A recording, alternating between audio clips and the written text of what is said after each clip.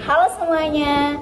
Jadi di video kali ini kami akan mempresentasikan tentang pertemuan 4, yaitu teori pembenaran hukum negara.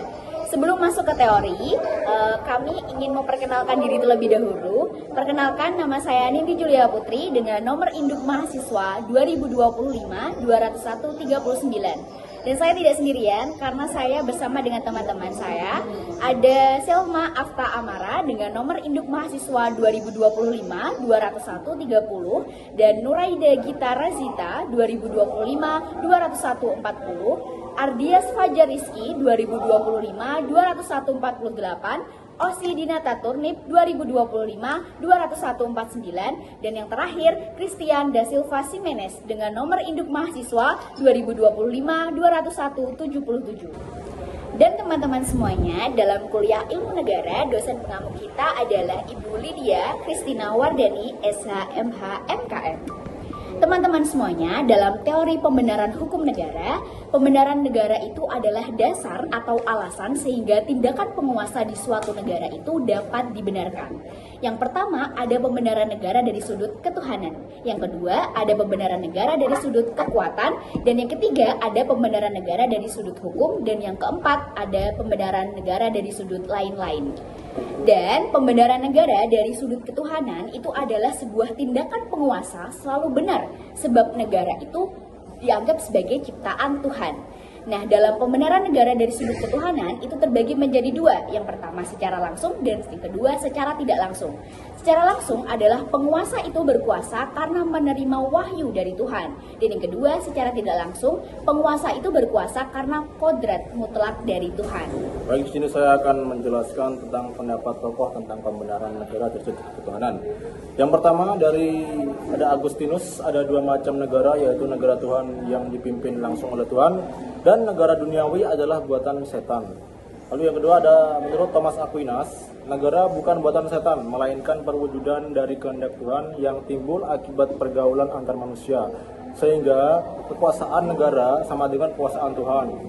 Lalu menurut Ludwig von Heller, adanya ketertiban di suatu negara, misal ada tuan, ada hamba, ada kuat, ada lemah, ada tinggi, ada rendah, ada kaya dan miskin, yang semuanya berdasarkan kehendak Tuhan.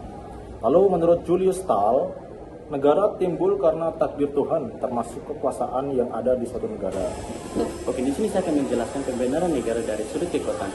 Siapa yang berkemampuan memiliki kekuatan, maka akan mendapatkan kekuasaan dan memegang pemerintahan. Kekuatan jasmani, rohani, materi, dan politik.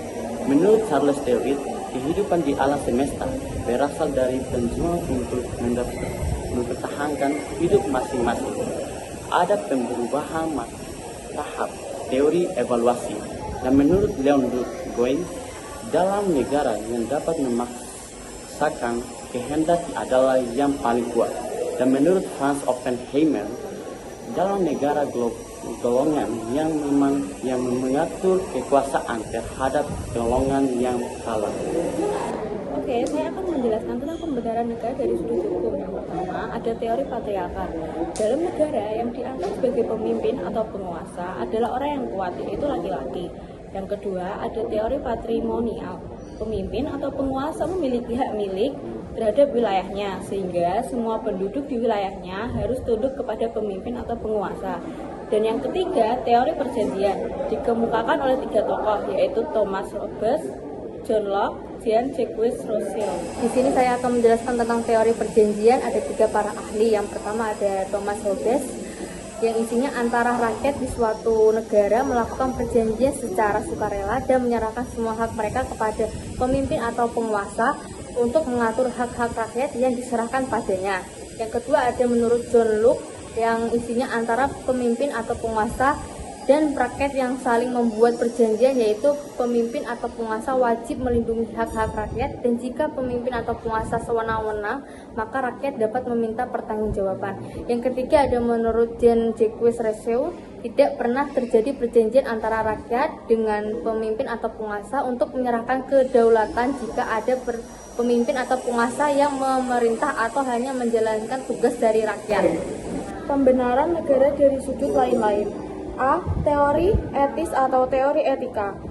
A. Plato dan Aristoteles. Negara adalah hal yang mutlak yang harus ada karena tanpa ada negara maka tidak ada manusia. Immanuel Kant. Negara berasal dari manusia yang tunduk pada hukum. Wolff. Negara memiliki suatu tujuan tertentu. B. Teori absolut dari Hegel. Cita-cita mutlak dari manusia adalah negara. C. Teori psikolog. Alasan pembenaran negara berdasarkan pada unsur psikolog manusia. Sekian presentasi dari kelompok kami, kelompok 4, pertemuan 4 tentang teori pembenaran hukum negara. Sekian dari kami. Terima kasih.